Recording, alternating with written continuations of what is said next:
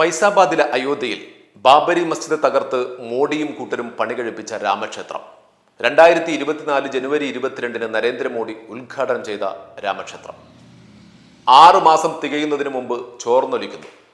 പള്ളിപ്പറമ്പിൽ രാമനെ പ്രതിഷ്ഠിച്ച മോഡിയുടെയും മോദി പടയുടെയും ലക്ഷ്യം ഭക്തിയല്ല, ഭക്തിയുടെ പേരിൽ നടത്താൻ ലക്ഷ്യമിട്ട കോടികളുടെ വ്യാപാരമാണെന്ന് വ്യക്തം.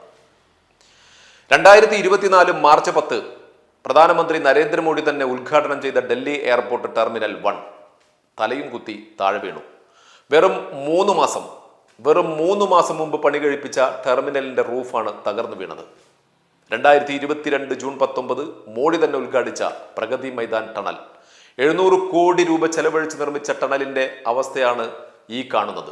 1 വർഷമായി മെയിൻ്റനൻസ് നടത്താതെ തകർന്നു പോയ ടണൽ വെള്ളത്തിൽ പോയത് 700 കോടി.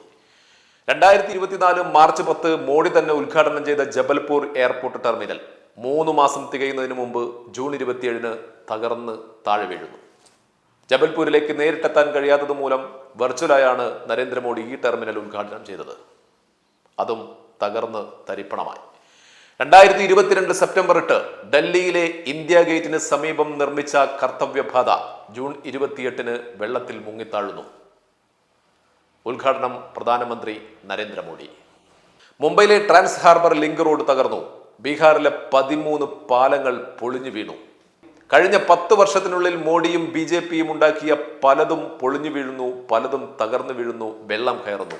മോഡിയുടെ ഗ്യാരണ്ടി അടക്കം എല്ലാം തകർന്നു. പക്ഷേ കാലങ്ങളായി കോൺഗ്രസ് ഉണ്ടാക്കിയത് ഇന്നും അതുപോലെ തന്നെ നിലനിൽക്കുന്നു, യാതൊരു കുഴപ്പവും കൂടാതെ. മോഡി കെട്ടിപ്പൊക്കിയതെല്ലാം അഴിമതി കൂമ്പാരത്തിന്റെ മുകളിലായിരുന്നു. മോഡി ഇരിക്കുന്നതും മോഡി നടക്കുന്നതും അഴിമതിയാണ്. എല്ലായിടത്തും സർവത്ര അഴിമതിയാണ്. എന്തിന്? മോദി തന്നെ ഒരു അഴിമതിയാണ്. നോട്ട് നിരോധനം തൊട്ടതും പിടിച്ചതും എല്ലാം അഴിമതി. നഗ്നമായ ഈ അഴിമതികൾ പുറത്തു വന്നിട്ടും മോഡിക്കും മോഡിയുടെ കൂട്ടാളികൾക്കും യാതൊരു കുലുക്കവുമില്ല. കാരണം മോഡിക്കും അവർക്കും സംരക്ഷണം തീർക്കാൻ, മോദിയെയും BJPയെയും കോട്ടകെട്ടി സംരക്ഷിക്കാൻ മതം എന്ന 2 അക്ഷരമുണ്ട്. മതമാണ് മോഡിയുടെ നിലനിൽപ്പ്. മതം പറഞ്ഞാണ് മോഡി വന്നതും പലപ്പോഴും പിടിച്ചു നിന്നതും. രാജ്യത്തെ തന്ത്രപ്രധാനമായ പലതും വിറ്റുതുലച്ചപ്പോഴും ഒരു ഉളുപ്പമില്ലാതെ മോഡിയും കൂട്ടരും തലയുയർത്തി നിൽക്കുന്നതും മതം പിന്നിൽ ഉള്ളതുകൊണ്ട് മാത്രമാണ്. മതവും ജാതിയും പറഞ്ഞ് ഒരു വിഭാഗത്തെ കൂടെ നിർത്തി മോഡിയും BJPയും സംഘപരിവാറും രാജ്യത്തെ കൊള്ളയടിക്കുന്നു.